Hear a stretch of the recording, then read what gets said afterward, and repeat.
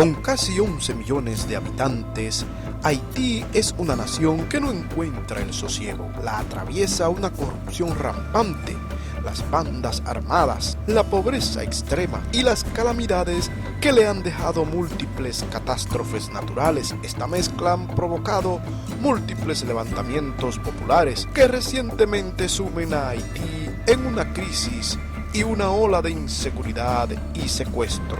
En el año 1804, una revuelta de esclavos, liderada por el general Toussaint, convirtió a Haití en la primera nación independiente de toda América Latina y el Caribe, y la primera en el mundo en abolir la esclavitud. La primera mitad del siglo XX estuvo marcada por la ocupación militar de los Estados Unidos entre el año 1915 y 1934, y una masacre en el año 1937 instigada por el presidente dominicano Rafael Leónidas Trujillo en la frontera común de Haití y la República Dominicana, que se cobró la vida de entre 20.000 a 30.000 haitianos. La violencia no se detuvo y de 1957 a 1986, padre e hijo Duvalier Francois, el padre, apodado Papa Doc, y su hijo Jean-Claude Baby Doc,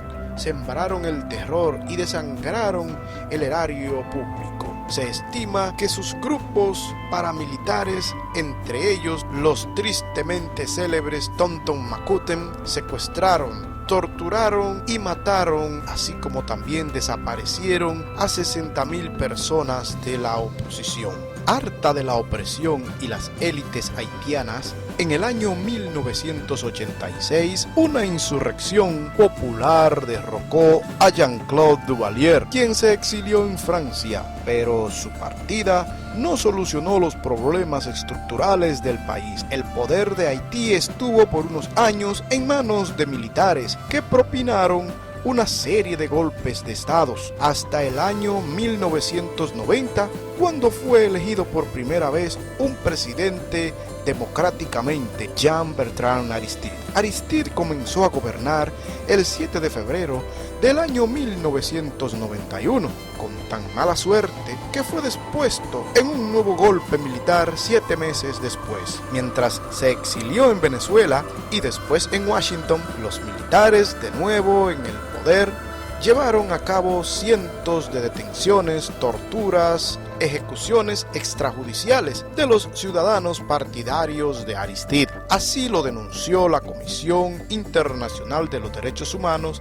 en el año 1993. Un año después, en el 1994, con el apoyo de 20.000 soldados estadounidenses, Aristide fue devuelto al poder, desde donde concedió a los Estados Unidos futuras privatizaciones en empresas de telecomunicaciones y aplicó medidas neoliberales exigidas por instituciones financieras internacionales. En el año 1995, Aristide le traspasó el poder a René Preval, el segundo presidente haitiano elegido democráticamente en 200 años. Preval gobernó 5 años sin mayores sobresaltos y con un marcado enfoque de economía neoliberal. En el año 2000 le retornó la presidencia a su colega Aristide, quien padeció un nuevo hartazgo del pueblo, y es que las cosas no andaban bien. La inestabilidad política, la corrupción, el crimen y la miseria siguieron profundizándose al punto de que en el 2004 una revuelta popular lo forzaron a un nuevo exilio. La ONU envió ese mismo año una misión de paz, MINUSTAH, para apaciguar y estabilizar los caldeados ánimos del país caribeño. MINUSTAH estuvo los siguientes 13 años allí, envuelta en controversias que han generado el recelo de los haitianos frente a la ONU. Azotada durante años por huracanes y tormentas tropicales, el 12 de enero del año 2010, Haití sufrió un terremoto devastador que dejó al menos 220.000 personas muertas y otras 350.000 quedaron heridas y se registró 1,5 millones de damnificados. El devastador sismo agravó la aguda y penosa crisis social. El país, quedó parcialmente en ruinas, con cientos de miles de viviendas, edificios gubernamentales e iglesias destruidas. Para colmo, desechos de una estación de la ONU contaminaron de cólera el Artibonito, el principal río de la isla La Española, generando una epidemia que cobró la vida de 10.000 personas y enfermó a más de 600.000. Después de años de negar su responsabilidad, la ONU pidió perdón en el 2016, pero poco ha hecho en materia de reparación financiera. Desde entonces, Haití intenta reconstruirse sin éxito. En noviembre del año 2010, 11 meses después del terremoto, se llevaron a cabo elecciones en las que ascendió el músico y político Michel Martelly. Su promesa de campaña fue la de reconstruir un país sumido en la desesperanza y en el que cientos de miles de familias vivían hacinadas en frágiles refugios, sin servicios de saneamiento básicos. Pero la presidencia de Martelly sostuvo un pulso constante con el Parlamento y su gobierno, que no alcanzó las metas propuestas. En el año 2015 se llevaron a cabo nuevas elecciones presidenciales en las que el candidato de Martelly, el joven empresario Jovenel Moïse, quedó en primer lugar, pero la oposición en el Parlamento alegaba fraude electoral, motivo suficiente para detonar nuevas protestas y disturbios en las calles. Ante la presión, Martelly cedió el poder